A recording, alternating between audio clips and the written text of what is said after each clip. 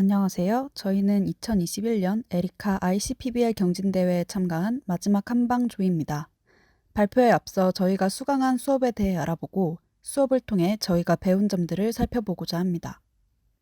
저희 팀이 수강한 교과목은 미디어 콘텐츠 기획론이라는 수업입니다. 학생들이 모여 다양한 미디어 콘텐츠를 기획, 제작할 수 있도록 창의성과 실무 능력을 키우는 PBL 수업입니다.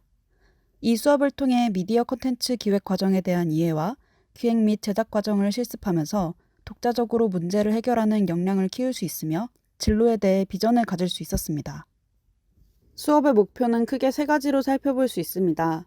첫 번째로 미디어 콘텐츠 기획 제작에 대한 이해와 전문적 기획 능력의 핵심 이해하기. 두 번째는 학생들의 관심 장르 기획 사례 분석 및 조사하기. 마지막으로 팀별 기획 제작 프로젝트인 모듈 1, 2 최종 기획물 프레젠테이션 후 공모전 제출하기입니다. 수업에서는 미디어 콘텐츠 기획의 정의부터 스캠퍼 기법을 활용한 아이디어 발상 및 체계화, 차별화 전략, 기획 제작 방법, 제작 기획서를 작성하는 방법 등 폭넓게 다루고 있는데요.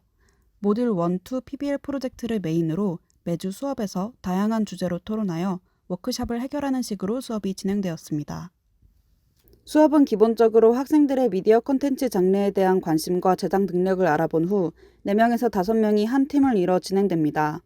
먼저 기본적인 내용을 학습하고 팀원들 간의 토론을 통해 문제 해결 과정을 실습합니다.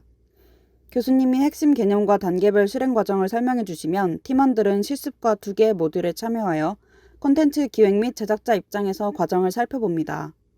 그렇게 완성된 최종 결과물은 외부 공모전과 제작 현장에 제출하고 결과물 기획 및 제작 과정을 담아 함께 발표합니다. 저희는 농림수산식품교육문화정보원에서 주관하는 꽃으로 마음을 전하세요 유튜브 영상 공모전에 참가했습니다. 4월 25일부터 기획을 시작하여 5월 18일까지 촬영을, 31일까지 편집을 모두 마치고 기한 내에 제출해야 했습니다. 작품을 완성하기까지 수업에서는 2가지 팀 활동 과정을 거쳤는데요. 첫 번째 모듈에서는 영상에 담을 아이디어를 브레인스토밍 과정을 통해 구상했습니다. 스캠퍼 기법을 적용하여 다양한 형식과 내용을 도출해냈습니다. 다음 두 번째 모듈에서는 기획을 구체화했습니다. 함께 구체화한 기획을 바탕으로 스토리텔링을 거쳐 꽃을 소비하는 이유를 다양하게 보여줄 수 있는 3가지 이야기를 만들었는데요. 라디오에서 사연을 소개하는 형식을 바탕으로 일상 속 꽃 소비 촉진이라는 주제를 옴니버스 형식으로 구성하였습니다. 이와 같은 과정을 통해 저희는 약 5분 분량의 라디오 장르 드라마를 제작했는데요. 그 전에 우리는 수업에서 배운 대로 한 장 기획서를 작성했습니다. 한 장 기획서란 다른 사람으로 하여금 제작하고자 하는 컨텐츠가 무엇인지 연상하고 한눈에 이해할수록 돕는 수단입니다. 우리는 나레이션을 통한 라디오 요소, 꽃의 감정 표현 수단화 등의 요소를 어필하는 데 집중하여 기획서를 작성했습니다. 그래서 기획서는 전반적으로 분량과 형식, 기획 의도, 구성 포인트, 시놉시스로 구성되어 있습니다. 한 장 기획서를 바탕으로 제작된 최종 영상을 이어서 바로 시청하시겠습니다.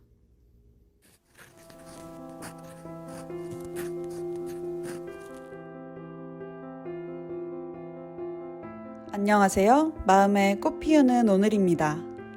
우리는 살면서 꽃으로 마음을 표현할 때가 정말 많습니다.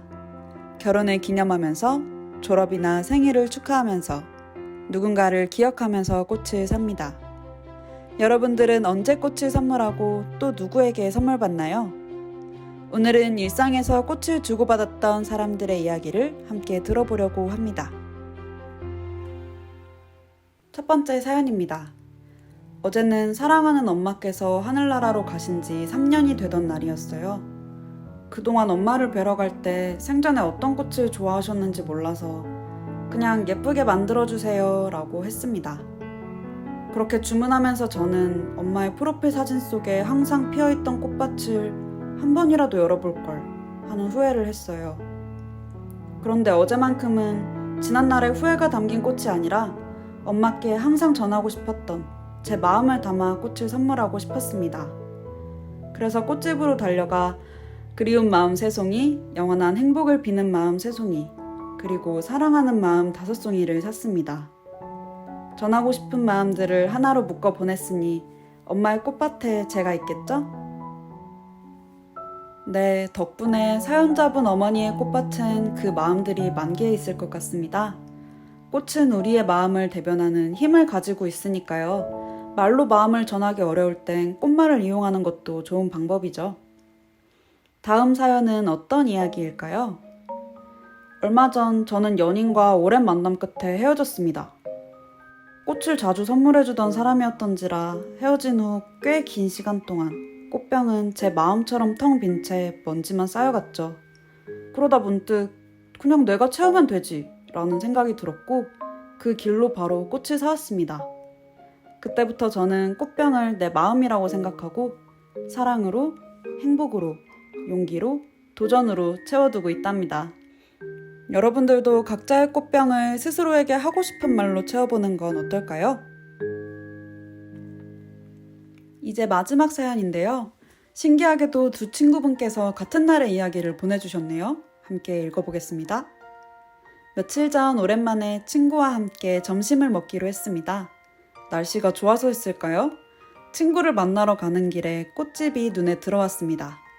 그래서 곧장 꽃집에 들어가 친구에게 줄 꽃 하나를 부탁드렸습니다.